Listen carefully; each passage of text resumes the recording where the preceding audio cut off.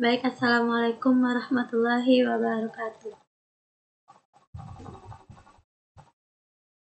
Alhamdulillahilladzi hadana li hadza wa ma kunna linahtadiya laula hadanallah.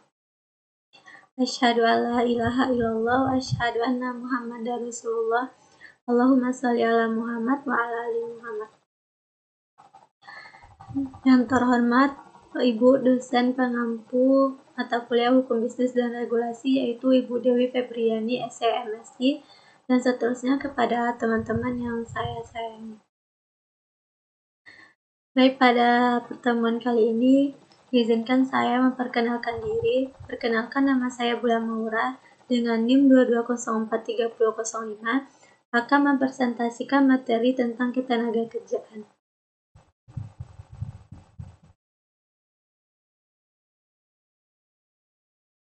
Perlindungan pekerja. Pertama, yaitu perlindungan pekerja dewasa ini. 3 masalah besar bidang ketenagakerjaan saat ini. Yang pertama yaitu masalah pengangguran.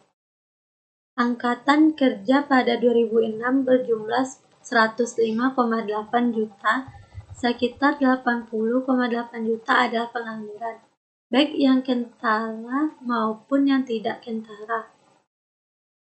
Yang kedua, masalah produktivitas dan sumber daya manusia Indonesia. Yang ketiga, masalah kepastian hukum dan penegak hukum bagi pengusaha maupun pekerja yang berkaitan dengan sistem peradilan dalam rangka penyelesaian perselisihan hubungan industrial. 2. Pengertian. Perlindungan pekerja atau dalam bahasa Belandanya Employee Protection adalah perlindungan yang diberikan dalam lingkungan kerja itu sendiri, dengan jalan memberikan tuntunan, maupun dengan jalan meningkatkan pengakuan hak-hak asasi manusia, perlindungan fisik dan teknis, serta sosial dan ekonomi melalui norma yang berlaku. 2. Imam Suepomo membagi perlindungan buruh ini menjadi 3 macam, yaitu yang pertama, perlindungan ekonomis, yaitu suatu jenis perlindungan yang berkaitan dengan usaha-usaha untuk memberikan kepada pekerja suatu penghasilan yang cukup memenuhi keperluan sehari-hari. 2. Perlindungan sosial, yaitu suatu perlindungan yang berkaitan dengan usaha kemasyarakatan. Yang ketiga, perlindungan teknis, yaitu suatu jenis perlindungan yang berkaitan dengan usaha-usaha untuk menjaga pekerja dari bahaya kecelakaan yang dapat ditimbulkan oleh alat kerja atau alat bahan yang diolah atau dikerjakan perusahaan. Perlindungan jenis ini sering disebut dengan keselamatan kerja. B. Undang-Undang Ketenagakerjaan. Yang pertama, sejarah perkembangan. Pada zaman Hindia Belanda, yaitu pertama, pengerahan orang Hindia Belanda untuk melakukan pekerjaan di luar Hindia Belanda. Yang kedua, pembatasan kerja pada anak dan kerja malam bagi wanita. Yang ketiga, kerja anak-anak dan orang muda di atas kapal. Yang keempat, kegiatan-kegiatan mencari calon pekerja. Yang kelima, pemulangan buruh yang diterima atau dikerahkan dari luar Indonesia. Yang kedua, pada zaman kemerdekaan. Sejak zaman kemerdekaan, pengaturan tentang ketenagakerjaan dimulai pada tahun 1949 ketika pemerintah pertama kali mengeluarkan Ordonansi tahun 1949 tentang pembatasan kerja pada anak. Sampai dengan 2003, pemerintah mengeluarkan Undang-Undang Nomor 13 Tahun 2003 tentang Ketenagakerjaan. Dengan adanya undang-undang ini, maka seluruh peraturan yang berkaitan dengan ketenagakerjaan dinyatakan tidak berlaku lagi.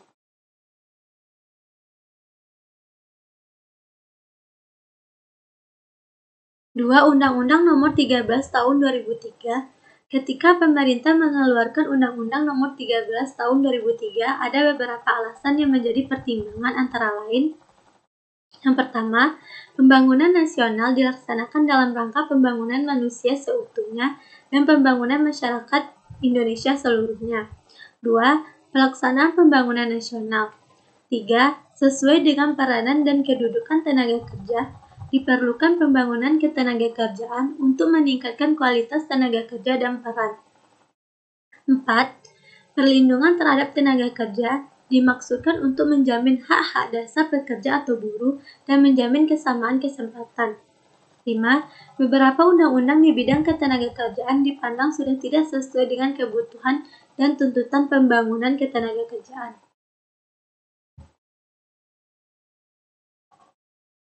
C. Sistem peradilan hubungan perindustrian. Pertama, sejarah perkembangan. Keberadaan Undang-Undang Penyelesaian Perselisihan Hubungan Industrial ini merupakan amanat dari Undang-Undang Nomor 13 Tahun 2003 tentang Ketenagakerjaan yang dimaksudkan untuk mengganti Undang-Undang Nomor 22 Tahun 1957 tentang Penyelesaian Perselisihan Perburuhan dan Undang-Undang Nomor 12 Tahun 1964 tentang pemutusan hubungan kerja di perusahaan swasta yang dirasakan kurang dapat menyesuaikan dengan perkembangan dan kemajuan zaman. 2. Penyelesaian perselisihan hubungan industrial. Yang pertama, jenis penyelesaiannya, yaitu perselisihan hak, perselisihan kepentingan, perselisihan pemutusan hubungan kerja, dan perselisihan antar serikat pekerja atau serikat buruh. Yang kedua, pihak-pihak yang bersedia.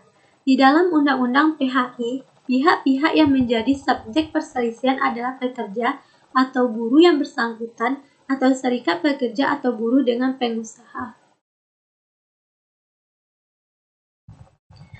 C. Prosedur penyelesaian. 1. Penyelesaian di luar pengadilan. Yang pertama yaitu bipartit, yang kedua mediasi, yang ketiga konsiliasi, yang keempat arbitrase. 2. Penyelesaian melalui pengadilan hubungan industrial. Yang pertama, pengadilan hubungan industrial. Pengadilan hubungan industrial adalah pengadilan khusus yang dibentuk di lingkungan pengadilan negeri yang berwenang memeriksa, mengadili, dan memberikan putusan sebagai upaya paksa terhadap perselisihan hubungan industrial. Kedua, penyelesaian pengadilan hubungan industrial yang terdiri dari yaitu pertama, tingkat pertama mengenai perselisihan hak. Yang kedua, tingkat pertama dan terakhir mengenai perselisihan kepentingan. Yang ketiga, tingkat pertama mengenai perselisihan pemutusan hubungan kerja.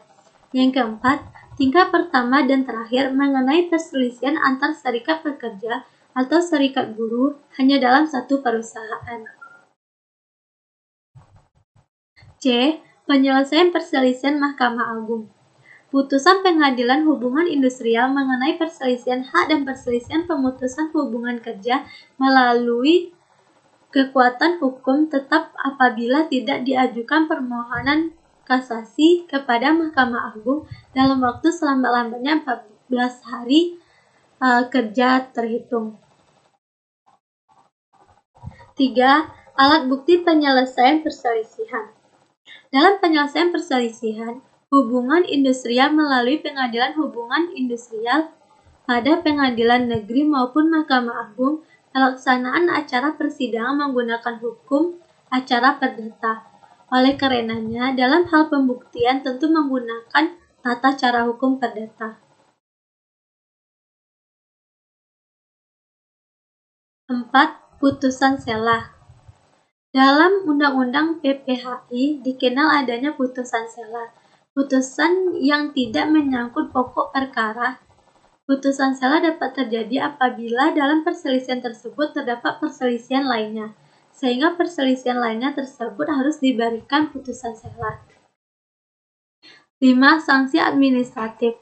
Dalam Undang-Undang PPHI ini juga mengatur hal-hal yang berkaitan dengan sanksi administrasi terhadap mediator, panitia muda, konsiliator, dan arbiter yang telah lalai, terbukti melakukan tindak pidana kejahatan, menyalahgunakan jabatan, dan lain-lain.